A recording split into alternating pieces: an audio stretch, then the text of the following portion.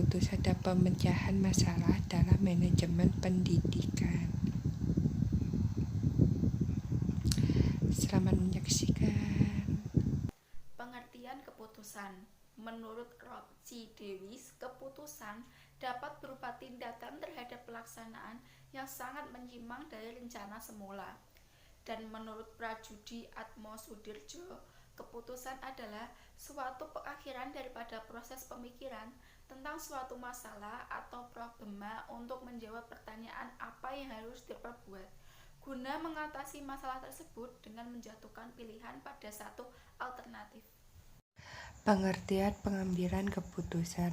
Pengambilan keputusan pendidikan ialah suatu proses pemecahan masalah yang menyangkut kegiatan belajar mengajar dengan cara menentukan pilihan dari beberapa pilihan guna menetapkan suatu tindakan dalam mencapai tujuan yang diinginkan.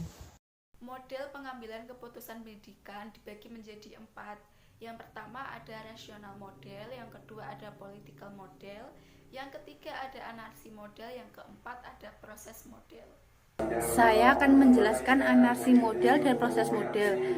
Anarki model dipergunakan jika tingkat ambiguitas dan konfliksitas sasaran maupun tingkat ketidakpastian teknis tinggi. Keputusan terjadi melalui peluang dan waktu ketika ada masalah, partisipan, dan pilihan tepat serta solusi dilekatkan terhadap persoalan dan persoalan dipilih oleh partisipan yang memiliki waktu dan energi untuk melakukan hal tersebut. Yang kedua, proses model. Proses model ini dipergunakan jika tingkat ambiguitas dan konfliksitas sasaran rendah, sedangkan ketidakpastian teknisnya tinggi. Ketiga, tujuan atau sasaran bersifat strategis dan jelas, tetapi metode teknis untuk mencapainya tidak pasti. Pengambilan keputusan menjadi proses dinamis yang ditandai dengan banyak interupsi dan iterasi. Selanjutnya adalah rasional model. Model ini dipergunakan jika tingkat konfliksitas sasaran maupun tingkat ketidakpastian teknik rendah. Pilihan dipermudah oleh kinerja program dan standar operasional yang disusun menurut aturan keputusan serta rutinitas yang dipelajari sebuah organisasi atau lembaga pendidikan. Kemudian political model.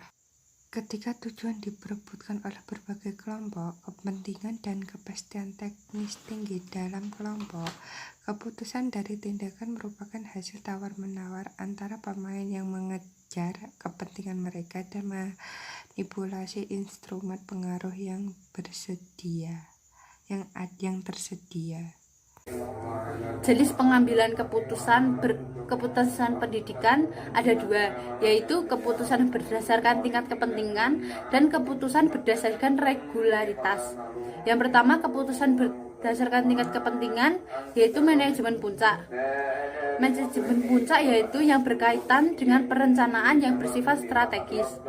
Manajemen menengah yaitu manajemen yang menangani masalah pengawasan dan kegiatan lebih banyak bersifat administrasi.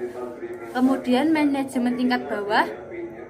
Manajemen ini disebut sebagai manajemen operasional, yaitu yang berkaitan dengan kegiatan operasi sehari-hari.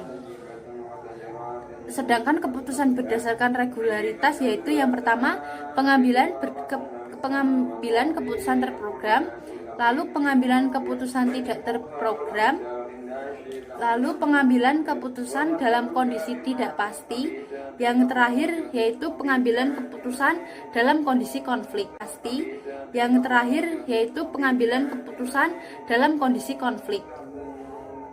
Faktor yang mempengaruhi dalam pengambilan keputusan yang pertama yaitu posisi atau kedudukan. Yang posisi atau kedudukan dapat dilihat dalam hal yang pertama letak posisi, yang kedua tingkatan posisi, yang ketiga situasi, lalu yang keempat kondisi. Dalam letak posisi meliputi pembuat keputusan atau decision maker, yang kedua penentu keputusan atau staff. Dalam tingkatan posisi terdapat yang pertama masalah adalah yang menjadi penghalang untuk tercapainya tujuan. Dalam masalah meliputi masalah terstruktur dan masalah tidak terstruktur. Lalu situasi adalah keseluruhan faktor dalam keadaan yang berkaitan satu sama lain dan yang secara bersama-sama memancarkan pengaruh terhadap kita beserta apa yang hendak kita perbuat. Faktor-faktor itu dibedakan atas. Yang pertama, faktor-faktor yang konstan, yaitu faktor-faktor yang sifatnya tidak berubah-ubah atau tetap pada keadaannya. Lalu yang kedua, faktor-faktor yang tidak konstan, yaitu faktor-faktor yang sifatnya selalu berubah-ubah atau tidak tetap keadaannya. Yang terakhir, kondisi. Kondisi yaitu keseluruhan faktor yang secara bersama-sama menentukan daya gerak, daya berbuat atau kemampuan kita. Kemudian terakhir, tujuan. Menurut Jos Arteri, faktor-faktor yang berpengaruh dalam pengambilan keputusan meliputi hal-hal berikut. Yang pertama, hal yang berwujud dan tidak berwujud, yang bersifat emosional maupun rasional. Yang kedua, tujuan organisasi. Yang ketiga, orientasi. Yang keempat, alternatif tandingan. Yang kelima, tindakan. Yang keenam, waktu. Ketujuh, kepraktisan. Kedelapan, pelembagaan. Kemudian menurut Azhar Al-Qasim, faktor-faktor yang berpengaruhi pengambilan keputusan meliputi hal berikut. Yang pertama, pria dan wanita, faktor pria dan wanita. Yang kedua, peranan pengambilan keputusan. Yang ketiga, keterbatasan kemampuan. Kemudian tahap pengambilan keputusan pendidikan.